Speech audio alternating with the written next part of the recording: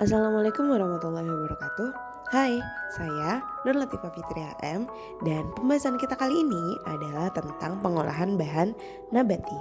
Oke, yang namanya bahan nabati itu adalah beragam bahan yang berasal dari tumbuhan. Misalnya berupa daun, buah, biji, hingga ke akarnya.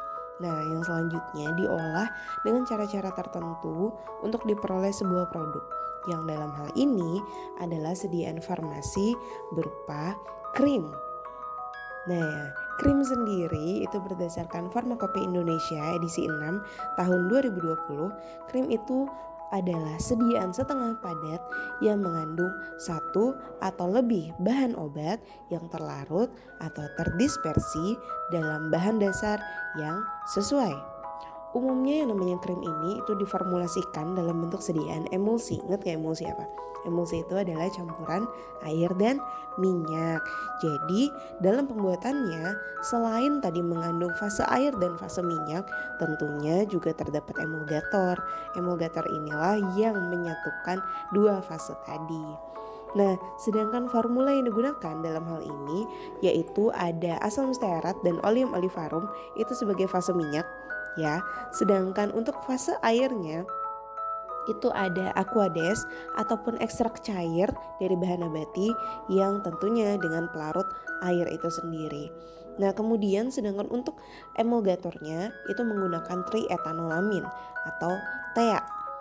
Oke, sebelum kita membahas lebih lanjut tentang pembuatan krim, kita akan sedikit menyinggung nih mengenai ragam bahan nabati yang digunakan. Jadi, bahan nabati yang digunakan yaitu ada bengkoang dan alpukat itu sebagai perwakilan dari kelompok buah. Ya, selanjutnya ada lagi teh hijau itu untuk mewakili dari tim daun.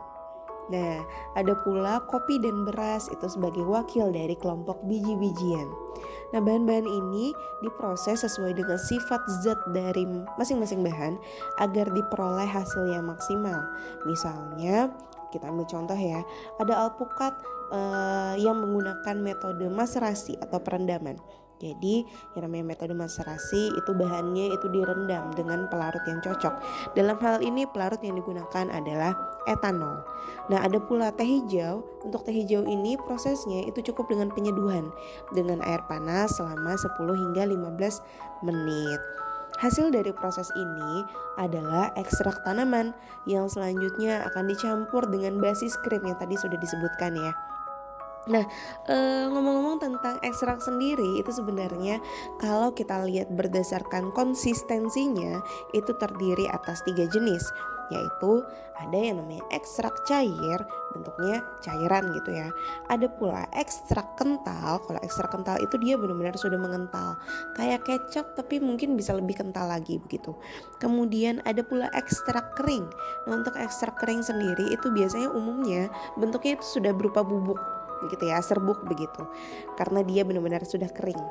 Nah, untuk bahan-bahan nabati tadi hanya dari buah alpukat yang dihasilkan ekstrak kental, sedangkan kalau yang lain-lainnya itu dia didapatkan ekstrak cair begitu.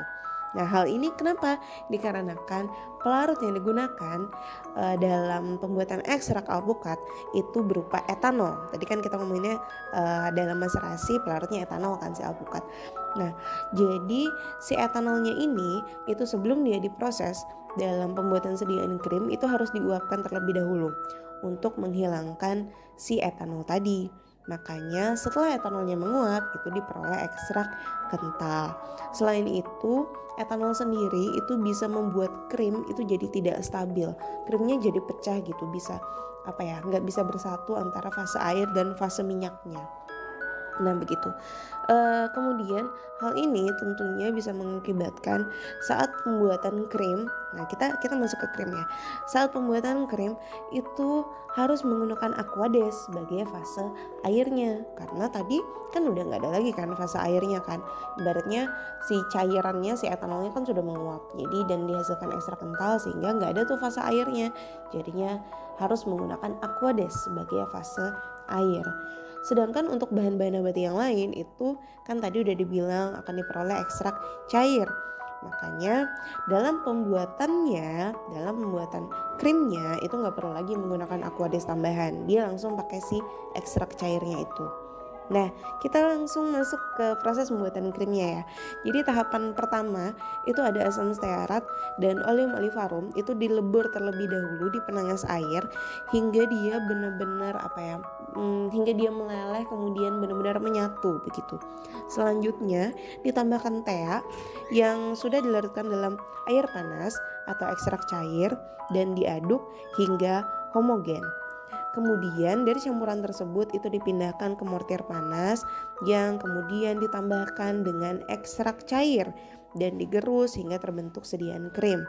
Sedangkan untuk krim yang menggunakan ekstrak kental, maka ekstraknya itu ditambahkan setelah krim itu sudah terbentuk. Nah, itu tadi proses pembuatan krimnya.